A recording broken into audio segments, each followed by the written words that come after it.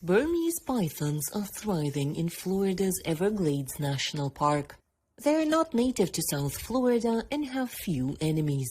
These snakes can reach up to 5 meters in length and are hurting the fragile ecosystem of the park as they hunt birds, small mammals, and even alligators. That's why in early June, Florida Governor Ron DeSantis announced the kickoff of the Florida Python Challenge, a 10-day snake removal program starting July 9th. So they were unfortunately introduced in the late 1900s, 1970s, 1980s, mostly through the pet trade, and those were through accidental and purposeful releases.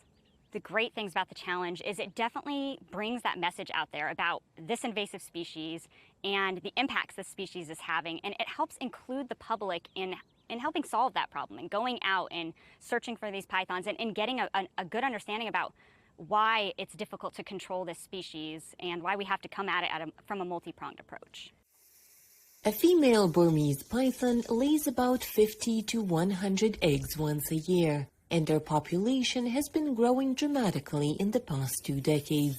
Since 2000, the U.S. Fish and Wildlife Service has removed over 13,000 pythons, but it's getting increasingly hard to control the number of snakes. That's why since 2013, Florida's authorities have been organizing python challenges, competitions among locals in finding these invasive snakes. It was done roughly every 3 years, 2016, 2019, and then in 2020, our governor, who's always supported our non-native program, decided to host this challenge annually. So as of last year, we're holding the competition every year. And as a result of our efforts, FWC had a record year for python removal in 2020. We love the Python Challenge. I know there's a lot of people. There's people from all over the world that want to come do the Python Challenge. So we want to continue to do that. Over 550 square kilometers of the Everglades National Park becomes a hunting ground for both professional hunters and those who are new to it.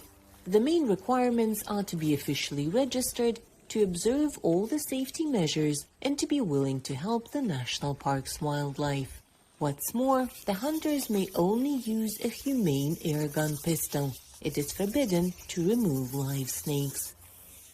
So this year, we're doing cash prizes for the most pythons caught and the longest. So 2 categories, and of course, there are 2 levels, the novice winner and the professional winner. The longest python is going to be $2,500, and the most pythons is also $2,500.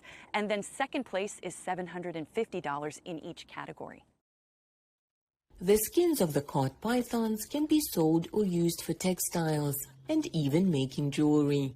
It is not advisable to eat the python meat. Within the Everglades, the snake's meat has been found to contain high levels of mercury. For Liliya Anisimova in Florida, Anna Rice-VOA News.